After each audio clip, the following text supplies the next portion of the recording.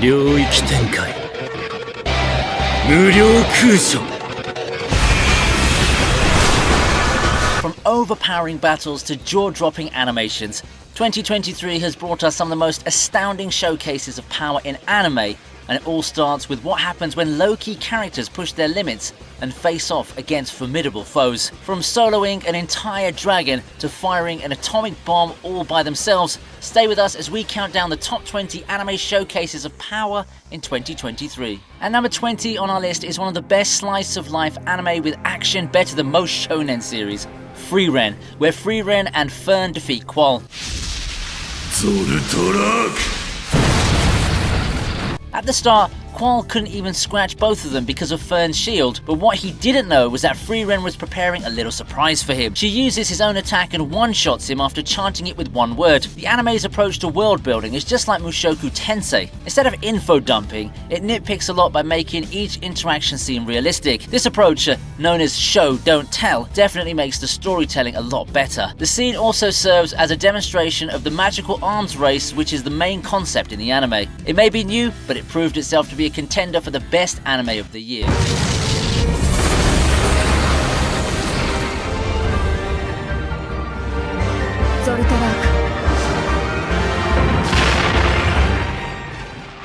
Next up is when the Black Knight makes the Queen his slave from Am I Actually the Strongest?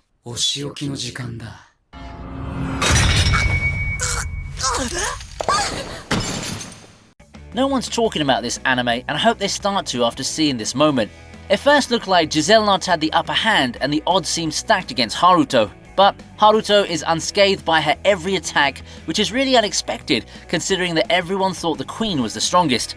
Haruto's ruthlessness in this battle is shocking, because imagine putting a slave collar on the Queen and your biological mother. This fight is just a power move on Haruto's part. Also, there's a reference to Code Geass with the MC cosplaying as Lelouch, which adds a touch of humor to the somewhat brutal moment. Haruto definitely didn't give the Queen a chance, and she kind of deserved it because of her personality. It may not be flashy or have godlike animation, but this was a satisfying comeback for Haruto that proved that even in 2023, overpowered MCs are always fun to watch.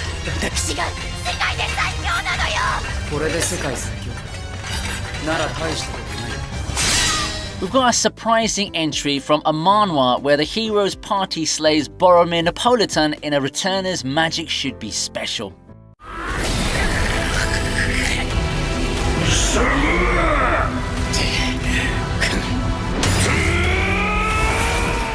In the year 3636, the world faces a dire threat in the form of a deadly black fog that annihilates all life that it touches. At this final moment, with only one final boss left to defeat, a mere 6 valiant individuals remain out of the initial 150 million. This was just from a sneak peek of the first 5 minutes of the first episode, and it didn't disappoint. The animation quality may not be like your traditional anime. CGI is heavily involved, but it looks awesome anyway, especially that last attack. They even blew the dark sky away. The way these heroes fought against what looked like an overpowered enemy and won just goes to show why they're the only ones left alive. If you've read the source material, you know that this is a gem just waiting to shine. Up next is one of the most anticipated anime this 2023.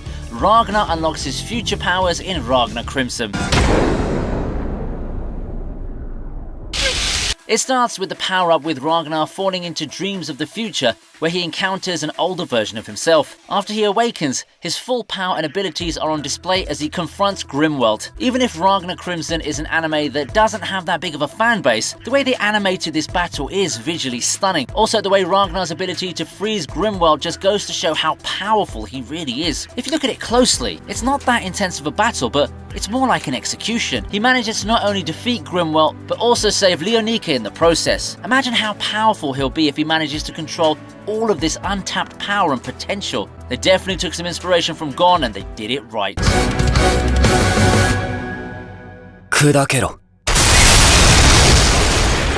Now, at number 16, we have the moment when Oliver kills his teacher in Reign of the Seven Spellblades.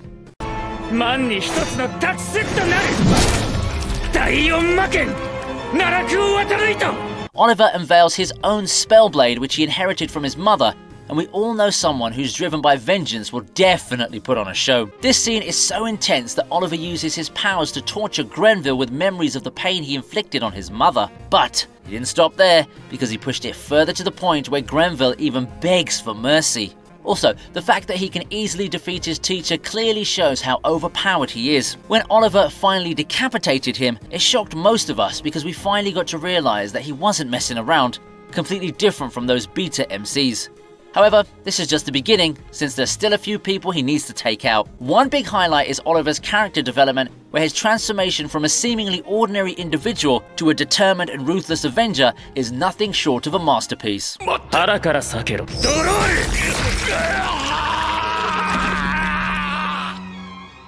Blasting her way into our list is Megumin's first explosion in her own Konosuba spin-off series.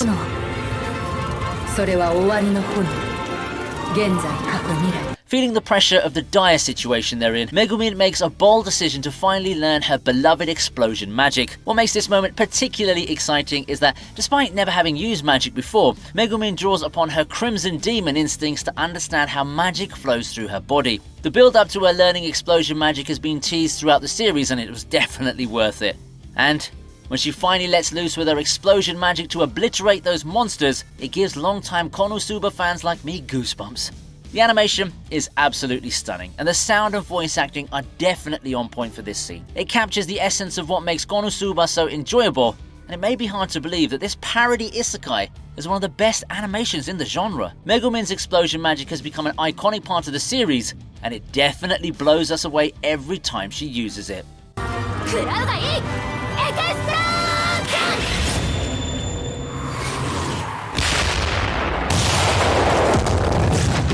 While talking about animation, let's move on to the next entry. Muichiro destroys Gyoko in Demon Slayer.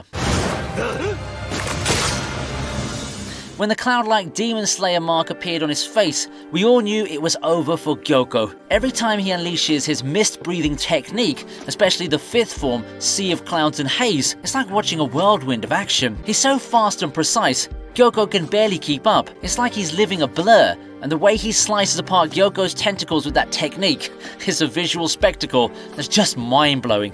You can practically feel the agility and swordsmanship oozing out of the screen, making it a truly captivating and dynamic sequence. There's no doubt that when it comes to animation, Demon Slayer is always number one, from the mist to the lightning. I doubt we can see that level of quality in other anime. Muichiro showed Gyoko why he's the fastest and youngest Demon Slayer to become a Hashira, but his head was already on the ground before he could even realize it.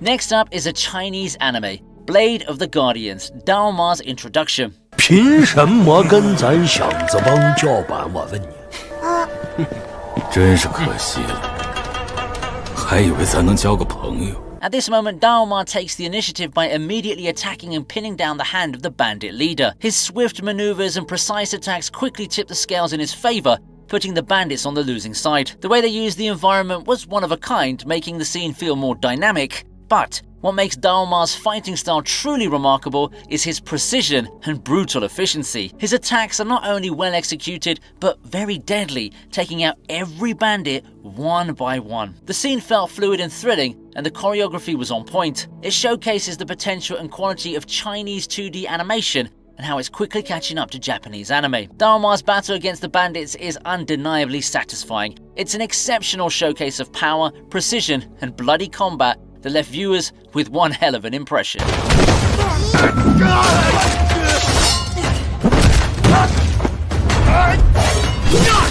Slowly approaching our top 10 is when Rudeus solos a red dragon in Mushoku Tensei Season 2.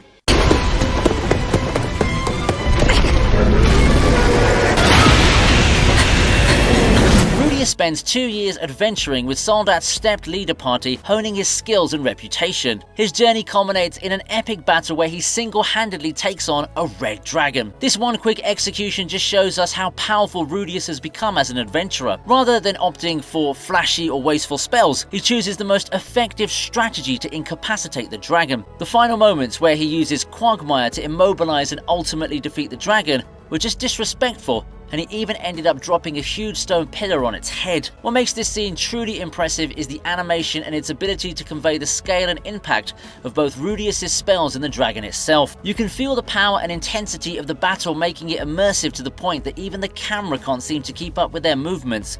It may have happened in less than a minute, but it was refreshing to see an MC finally use a practical approach rather than a grand and flashy display of power.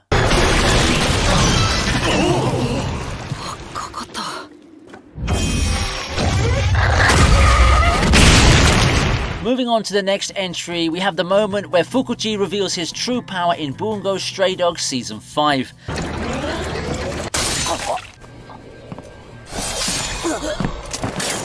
The initial confrontation between Atsushi and Akutagawa against Fukuchi is one of desperation, as they find themselves outmatched by Fukuchi's formidable abilities. His ritual sword, Ameno Gozen, is revealed to be capable of compressing space and sending the blade to a different location up to 12 centimeters away. Imagine being in a fight where you wouldn't know where your enemy is and you can never anticipate where the sword will appear. Ameno Gozen can also manipulate time, allowing Fukuchi to redo the past, which adds another layer of complexity to the mind-boggling one-sided fight. At this moment, Fukuchi seemed invisible because no matter what they did, when he could manipulate time itself, all their efforts were wasted.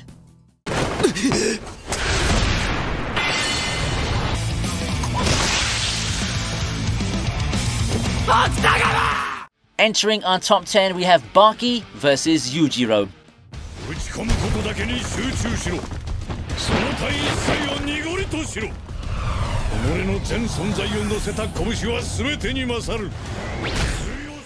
This fight between father and son is a unique and brutal lesson in strength and combat. The most fascinating aspect of this scene is how it actually managed to capture the true essence of the series.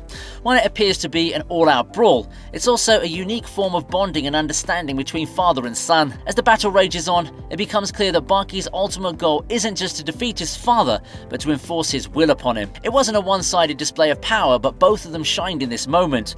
The way the fight ended is just so confusing for us normal people in more ways than one. It showed us just how bizarre the world of Baki is and how complex of a relationship Baki has with his father. However, we finally get to see the ending we've all been waiting for as Yujiro acknowledges Baki to be the strongest. It's kind of heartwarming in a weird way. At number 9 is the magic revolution of the reincarnated princess, Arnis versus the dragon.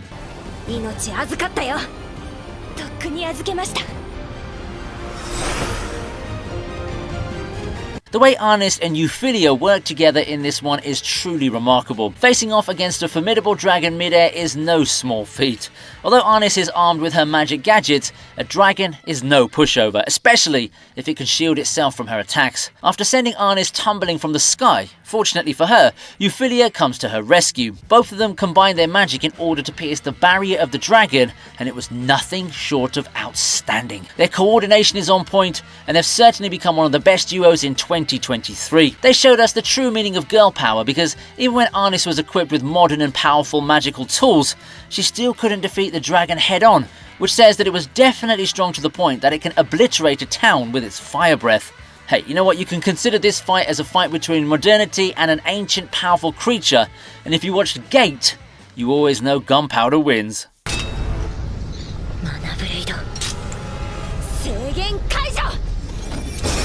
Punching his way into the list is Mash's entrance exam from Mashal, Magic and Muscles.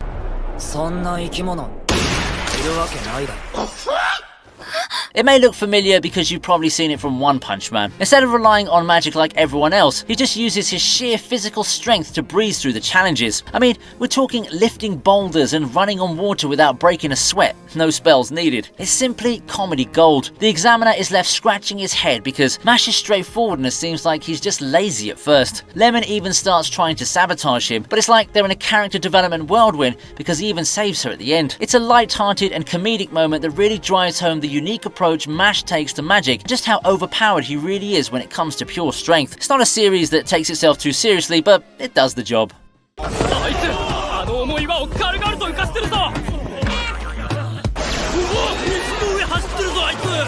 Moving on to number 7, we have the misfit of the Demon King Academy Season 2, Arnos kills Arvos.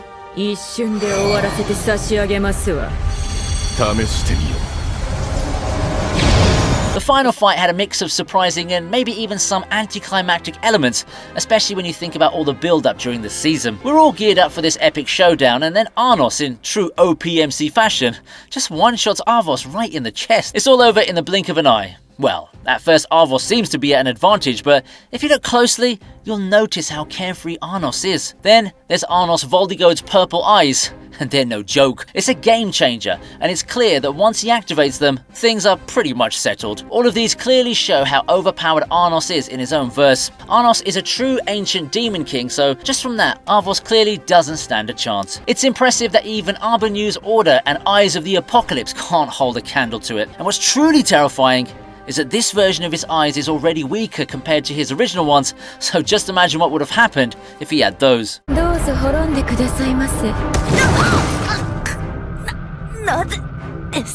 Now let's talk about one of the most thrilling one-on-ones in anime in 2023. The battle between Princia Funny Bunny and Mereoleona Vermilion in Black Clover.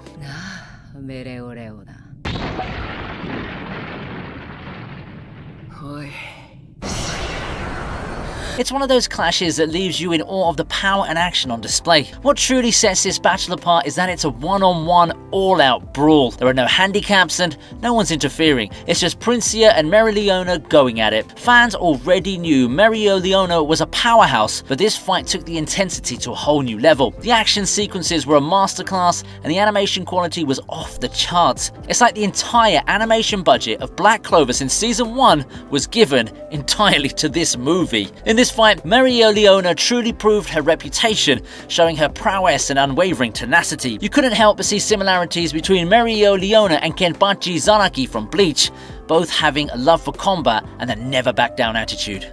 But Princia was no pushover because she was also a former wizard king, and her magic could make her single-handedly destroy entire kingdoms. Those two were going at it like there was nothing else going on in the world, and we enjoyed every second of it.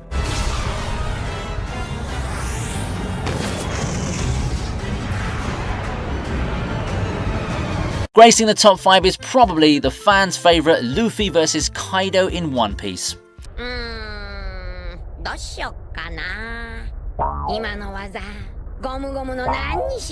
Luffy straight up used Looney Tunes to defeat Kaido. He did everything from entering his belly and then inflating himself to becoming a giant, grabbing lightning, turning Kaido into a jump rope, and even hitting him with a fist the size of Onigashima. It made it clear to everyone in One Piece that Luffy isn't to be underestimated. Gear 5 brought a whole new flavour to the series that we've never seen before in any other anime. Their battle was epic, with even different animators being involved in this one fight. This scene truly captures what Oda wants about One Piece, as well as the cultivation of all of Luffy's hardships. It's a fantastic blend of power and humour, and it's without a doubt one of the moments that will definitely itch in your mind. There's a reason why everyone watches One Piece, even though it has 1,000 plus episodes, and it's for moments like this. Next up on our list is when Gojo used his domain expansion in the Shibuya arc.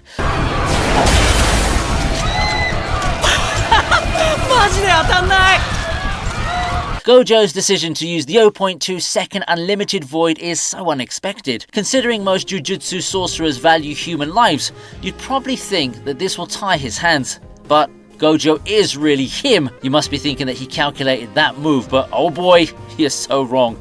He did all of it just by his own instinct as he identified the limitation of non-sorcerers around him. In that minuscule time frame, he calculates on what to do and how to do it without leaving any adverse effects to those who were hit by his domain. He isn't some superhero, but he is Gojo Satoru, and he's willing to do anything to win. Even in that small time frame, it still has drastic effects on ordinary humans because it would take at least 2 months before they recovered, as they received literally half a year's worth of information. Moreover, the fact that he's maneuvering around all the non-sorcerers so fast is simply pure madness. In 299 seconds, he massacred 1,000 transfigured humans. If that isn't a showcase of power, then I just don't know what is. Gojo just proved to everyone again that he deserves to be called the strongest sorcerer alive. マジか。領域展開。無料空所。 Let's move on to our top 3, Hell's Paradise Gabimaru vs Tencent.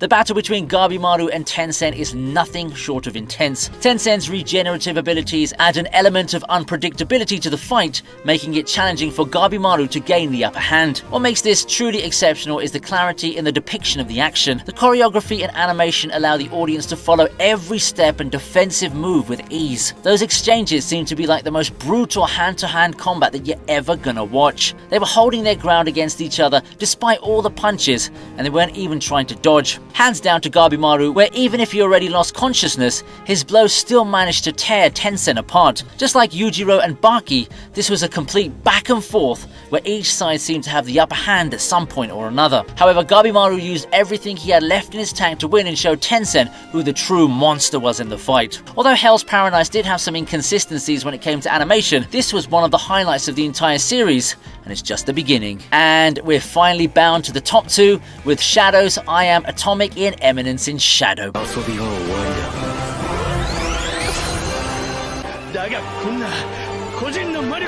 Shadow's realization that he needs to become nuclear to survive a nuclear bomb sets the stage for a high-stakes showdown. Zenon's attempts to stop him with his swords only add to the anticipation. However, when Shadow's almighty power is unleashed with the declaration, "I am atomic," the impact is both cringe-inducing and chilling. The voice actor did a fantastic job in delivering those three iconic words. They managed to make it edgy and somewhat cringy, but at the same time, it carries a chilling and imposing presence, which is the whole point of the series. The explosion that follows is a testament to the magnitude of Shadow's newfound nuclear abilities, because it just leaves a massive crater. This ability is basically a game cheat code, and if you're his enemy, what can you even do at this point? Facing against a nuclear blast is definitely suicide, and there's no way in hell you'll still be alive after tanking an attack like that. It's truly a world-shaking attack in his verse, and it makes you wonder how his enemies will counter this kind of attack. Everything else, like the music and animation, added up to make this one legendary moment. I am atomic. Last, but definitely not least, the entry that sends tremors all over the verse, which is also the talk of the anime community, Senjumaru Shutara's Bankai in Bleach. ゼロ番隊のマジを見せてやる。In the Thousand-Year Blood War, there's no doubt that Yuha's royal guards are incredibly powerful, and who are the ones to face them?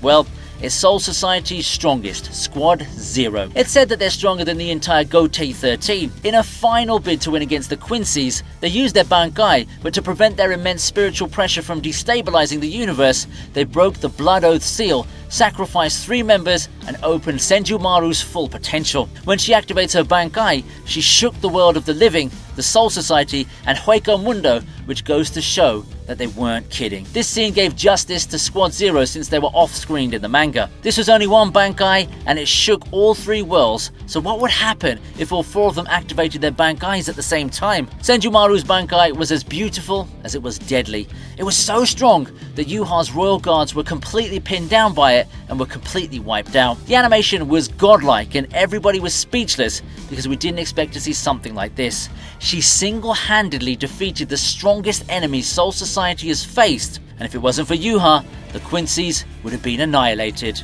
And there you have it, our top 20 anime showcases of power in 2023. Are there any amazing scenes that I missed? Share your thoughts in the comments below, and be sure to hit that like button if you enjoyed this countdown. Don't forget to subscribe for more exciting anime content, and I'll catch you in the next video.